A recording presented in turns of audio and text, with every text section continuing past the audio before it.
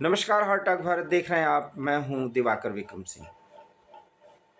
प्रधानमंत्री नरेंद्र मोदी देश को, बिहार के जनता को संबोधन के दौरान ये भरोसा दिला रहे हैं कि देश की सुरक्षा की गारंटी जब तक मोदी प्रधानमंत्री है तब तक दे रहा है। और देश भी इस बात से आश्वस्त है, कम से कम इसलिए क्योंकि बगैर तुष्टीकरण की राजनीति और बगैर वोट बैंक की राजनीति, सिर्फ देश को पहले रखना है और पाकिस्तान के बदमाशियों के बाद उसको सबक सिखाने का जो एक सिलसिला ऑपरेशन सिंदूर पार्ट 1 से हमने शुरू किया, वो हम जारी रखे हुए हैं, जिसमें हमने एक न्यू नॉर्मल बनाया था कि कोई ऐसी कार्रवाई जो भारत को पहलगाम की तरह मुश्किल में डालेगी, भारत उसका बदला घर में घुसकर उसी अंदाज में लेगा जिस अंदाज में ऑपरेशन सिंदूर पार्ट 1 था। लेकिन इस बार का अंदाज बहुत ज़्यादा भयानक होगा और यही वो डिफरेंस है जिससे पाकिस्तान में बेचैनी बढ़ी हुई है, क्योंकि बॉर्डर पर इस समय बाकायदा तीनों सेनाओं का सम्मिलित युद्धाभ्यास चल रहा है और 10 नवंबर तक पाकिस्तान वॉर फोबिया में जी रहा है। इसी बीच वहाँ पर आतंकी संगठनों ने लाहौर में मीनारे पाक पर एक जलसा करने की कोशिश की थी, रैली को संबोधित करने की योजना बनाई थी, और वो दिन था आज 2 नवंबर। जब मैं आपसे बात कर रहा हूँ तो पूरी तरीके से पुख्ता न्यूज़ मिल जाने के बाद ये जानकारी तो 1 नवंबर को ही पता चल गई थी कि रैली रद्द कर दी गई, लेकिन रैली आज नहीं हुई और देर रात में भी होने की संभावना नहीं है। मतलब आतंकवादियों को सूचना मिल गई थी, रैली किया, उनके नेता सार्वजनिक हुए तो अननोन गनमैन या कोई कुछ भी कर सकता है। और ये डर अच्छे हैं, जैसे ये कहावत है ना, दाग अच्छे हैं, वैसे ये डर बहुत अच्छे हैं। भारत एक ऐसी स्थिति में पाकिस्तान के सामने खड़ा हो गया है, वो बिना दुश्मन को मारे चैन नहीं लेगा।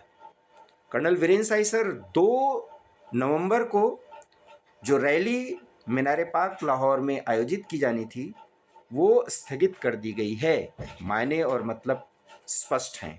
किस नज़रिए से इस पूरे प्रकरण को आप देख रहे हैं? धन्यवाद दिवाकर जी। ये एक तरह से महत्वपूर्ण भी नहीं है सिर्फ, बल्कि शुभ समाचार भी है कि एक ऐसा समय आ गया है जबकि दहशतगर्द अब खुद दहशत में हैं।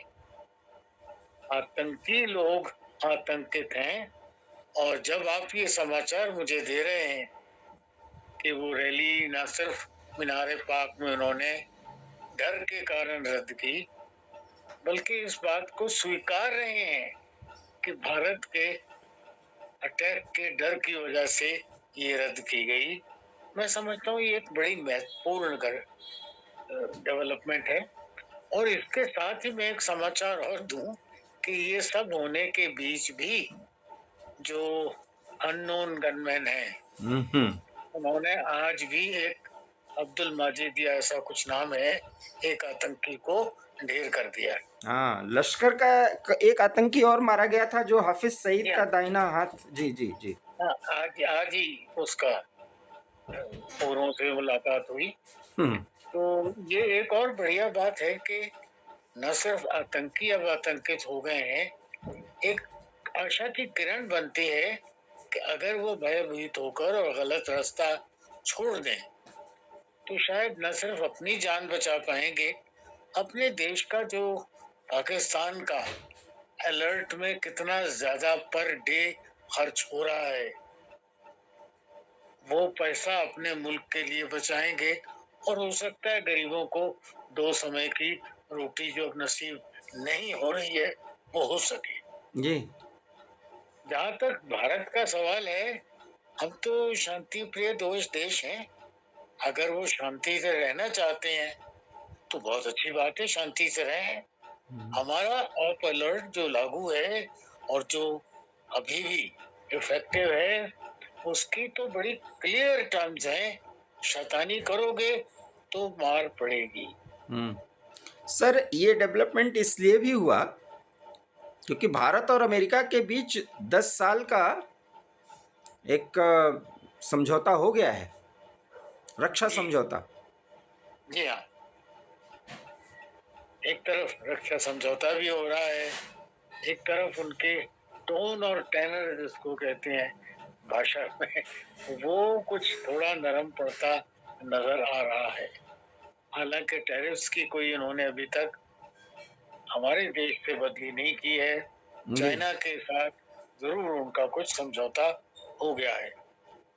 मैं समझता हूँ कुछ दिन की रोशनी नजर आएगी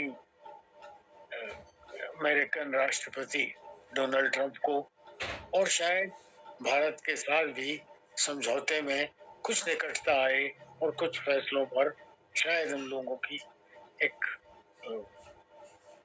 मिलावट या जान पहचान बन जाए इस तरह की, जिसमें हम इकट्ठा होकर आगे अपने दोनों देशों के हितों को देख सके।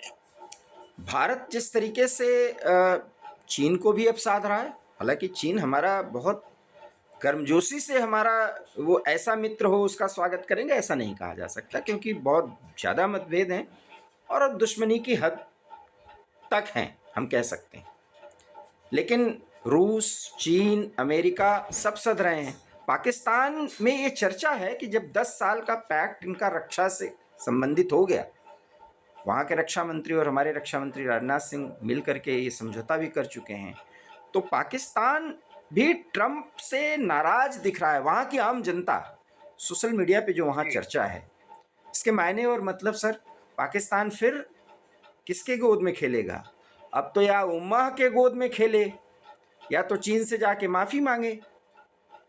कुछ ऐसी स्थितियां भी बन रही हैं और उधर अफगानिस्तान पीटने पे लगा ही हुआ है। पाकिस्तान की हालत अभी मेरे ख्याल ऐसी है जो दो नाव में चलने वाले की होती है। जी। बिटवीन टू स्टूल्स तो फिर धाराशाही होता है, और वो उस स्थिति में पहुंच गया है। शायद वो हमारी इस किस्म की जो पॉलिसी थी निरपेक्ष रहने की, उस पर वो चलने की कोशिश इन्होंने की, पर वो संभल नहीं पाए, क्योंकि निरपेक्ष नॉन अलाइनमेंट की जो पॉलिसी है उसके लिए एक सच्चाई और सीधा रास्ता, साफ रास्ता बड़ा आवश्यक होता है। आप चालबाजियां करके आप नॉन अलाइनमेंट में नहीं रह सकते। दो लोगों से आपकी अगर क्लियर अंडरस्टैंडिंग है और साफ सफेद व्यापार है, तब आप नॉन अलाइन रह सकते हैं। पर अगर आप दोनों तरफ मक्कारी करना चाहें तो वो नहीं चलता। पाकिस्तान सर, रास्ता तो जैसा कि मैं मानता रहा हूं, जब भी आपसे चर्चा करता रहा हूं, कि रास्ता उसके पास एक यही है। अगर पाकिस्तान के परिप्रेक्ष्य में देखें कि आसिम मुनीर ये जानते हुए कि वो आपकी बहुत ज़्यादा पिटेंगे और उनकी जान पर बनाएगी, लेकिन वो भारत के खिलाफ मोर्चा खुलवाने के लिए बाध्य होगा वो शख्स। देखिए, उनकी इंटरनल जो हालत है उसको भी तो देखना आवश्यक है। जिस तरह उनका देश अब बिखर रहा है, बलूचिस्तान अलग, केपी के अलग, सिंध अलग, तो इन सब चीजों को देखते हुए एक पंजाब का इलाका रह जाता है जो सेना के साथ, और जिसमें सेना का एक महत्वपूर्ण कमांड एलिमेंट है। पर अगर ये चारों भाग अलग अलग हो रहे हैं तो एक ही नारा उनके पास बचता है, वो भारत भारत विरोधी गजवाए हिंद और कश्मीर का राग, दोनों सम्मिलित करके कश्मीर का राग अलापे और भारत विरोधी गतिविधियां करें, भारत कुछ अटैक करे और शायद उनकी नेशनलिटी जाग कर उनको इकट्ठा करें। और मैं समझता हूँ पाकिस्तान की जनता भी इस खेल को 65, 71, 84, 89 इन सब सालों में देख चुकी है, और अब वो भी इस भड़काऊ गेम को पहचानने लगे हैं। और खास तौर पर पहलगाम की जो हरकत मियां मुनीर ने कराई और उसके बाद जो उनको मार पड़ी, अब वो कितने भी झूठ बोलकर अपने फील्ड मार्शल का जो रैंक लिया उसको साबित करते रहे, सच्चाई जनता से अधिक समय तक छुपाई नहीं जा सकती। सर, एक बड़ा सवाल है कि पाकिस्तान पूरी तरीके से टू फ्रंट वॉर की स्थिति में आ चुका है, जो भारत को लाने की कोशिश कर रहा था बांग्लादेश के माध्यम से, और भारत के अंदर कट्टरपंथ को प्रभावी करके पाकिस्तान टू फ्रंट वॉर में एक ऐसी स्थिति में आ चुका है कि अगर वो एक तरफ ज़्यादा ध्यान देगा तो दूसरी तरफ से मार खाएगा। पाकिस्तान के अंदर ये चर्चा है कि भारत के प्रॉक्सी की तरह अफगानिस्तान लड़ाई लड़ रहा है, और अब हम इंटरनेशनल फोरम पर ये सिद्ध करेंगे। इसके मायने क्या है सर? वो साबित करना चाहते हैं, जिस तरह हम कहते हैं कि हमारे यहाँ जो दहशतगर्दी है उसके पीछे पाकिस्तान की वर्दी है। यही भाषा पाकिस्तान ऑक्युपाइड कश्मीर में भी बोली जाती है। अब उस लांछन को उतारने के लिए वो हमें अफगानिस्तान की तरफ लिंक कर रहे हैं, पर मैं एक कदम आगे लेकर ये बताना चाहता हूँ कि ऐसा अगर सच मान भी लिया जाए तो कहाँ नहीं हो रहा। हाँ, ईरान ने कितने दहशतगर्दी संगठनों का साथ कितने देकर प्रॉक्सीज खड़े किए, बिल्कुल प्रॉक्सीज खड़े किए और इजराइल के ऊपर हमले कराए। मेरा वही कहने का मतलब है सर कि भारत को, मैं आपसे यही पूछना चाह रहा हूँ और छोटा छोटा मैं आपसे ये जवाब चाहता हूँ, भारत को स्वीकार करना चाहिए कि हमारा अफगानिस्तान एलाई है। देखिए, उनके विदेश मंत्री के आने के बाद उसको स्वीकार करने में क्या कमी रह गई? बिल्कुल एलाई है। एलाई होना एक बात है, उनके युद्ध के लिए उनको भड़काना दूसरी बात है। वो युद्ध अपने देश के लिए अपना लड़ रहे हैं। अगर वो ड्यूरेंट लाइन को नहीं मानते, ये उनके अपने देश की समस्या और उनकी अपनी नीति सोच है। हाँ, बिल्कुल। और उस नीति को बनाने में या प्रोत्साहित करने में भारत का कोई योगदान नहीं है। सर, आपको बगराम एयरबेस पर भी कुछ नई जानकारी मिल रही है अपने सोर्सेज से?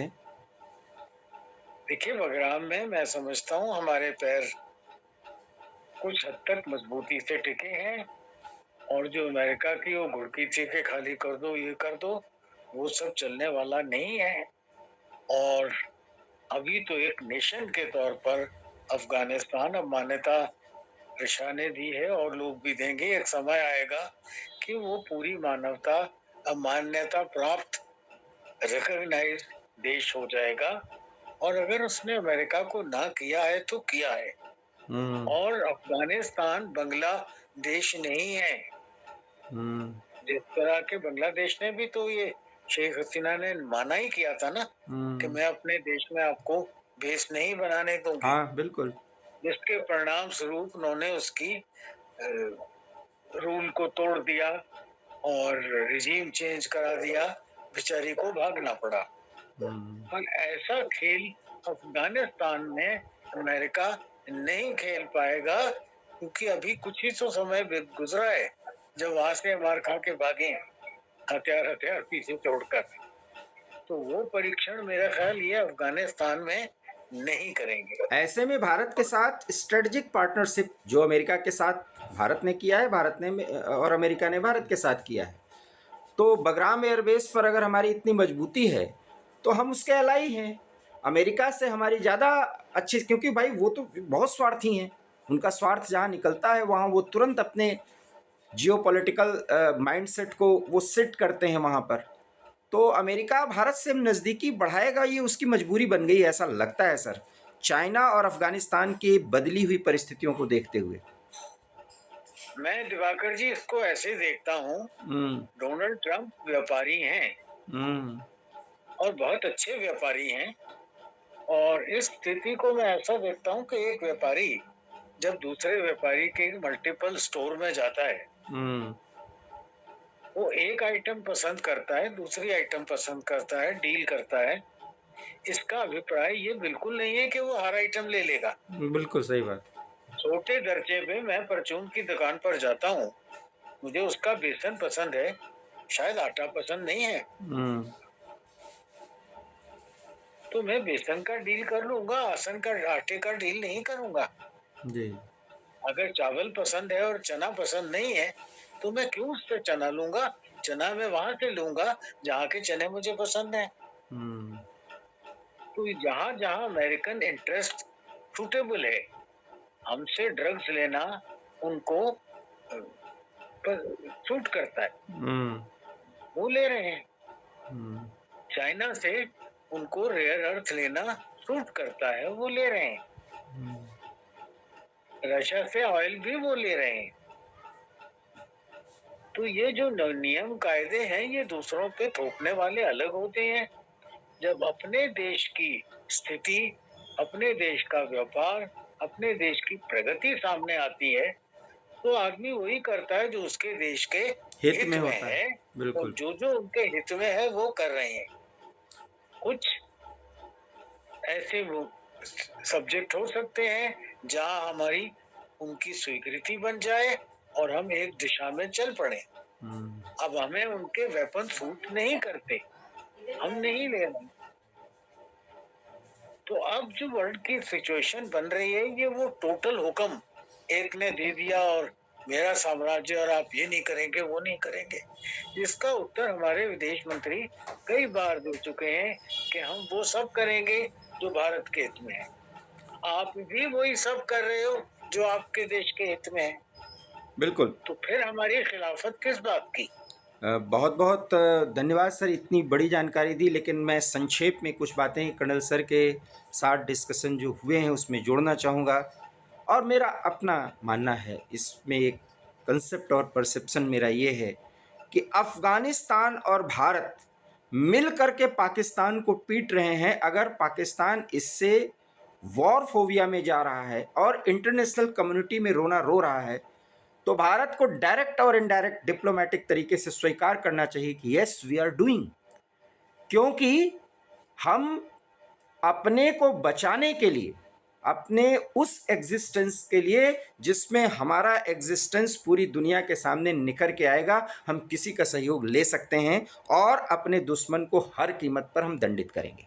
और इसलिए मेरा अपना मानना है सर कि भारत को खुले तौर पे कहना चाहिए कि यस, हमने तालिबान गवर्नमेंट को रिकॉग्निशन भी दिलानी है, बगराम एयरबेस का विकास भी करना है, क्योंकि हम मिलिट्रीली तो कह नहीं सकते, और पूरे अफगानिस्तान का भी विकास करना है, और हम और अफगानिस्तान मिल करके व्यापार भी करेंगे, चाबहार पोर्ट का भी, और पूरे सेंट्रल एशिया को अफगानिस्तान के साथ जोड़ेंगे ताकि अफगानिस्तान इस पूरे वर्ल्ड कम्युनिटी में बहुत प्रमुख रूप से अपनी भागीदारी निभा सके।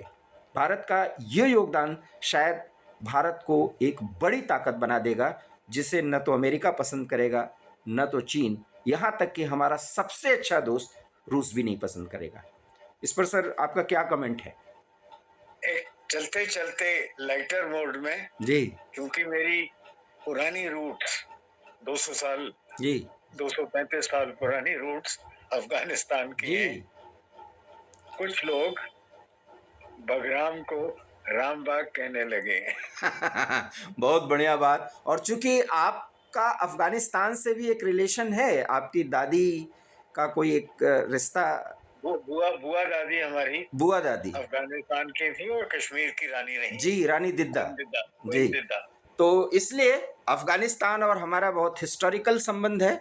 और प्राचीन भारत में सर, चूंकि मैं तो इतिहास का विद्यार्थी भी रहा हूँ, तो मौर्य पीरियड में और ख़ास करके अशोका पीरियड में हम अफ़गानिस्तान से कितना जुड़े थे और स्ट्रेटजिकली वो हमारा कैसा सिरमौर था, ये बताने की ज़रूरत नहीं है। अगर कोई जानना चाहता है तो वो गूगल पे भी जा सकता है, किताबों के ज़रिए भी जान सकता है कि भारत और अफ़गानिस्तान के रिश्ते बेहद बेहद करीबी रहे हैं और दिल के रहे हैं। और ऐसे में आज मुश्किल के दौर में एक राक्षस को पूरी तरीके से एलिमिनेट करना है, तो अफगानिस्तान की जनता भले ही वो इस्लाम को मानती हो, लेकिन उसको हम सहयोगी बना सकते हैं, क्योंकि ये दिल का रिश्ता है। कर्नल सर, बहुत बहुत धन्यवाद। हम आगे भी चर्चाएं वीडियो के माध्यम से जारी रखेंगे। हमारा ये वीडियो आपको पसंद आया हो, प्लीज़ इसे लाइक कीजिए, शेयर कीजिए हमारे चैनल हार्ट टॉक भारत को।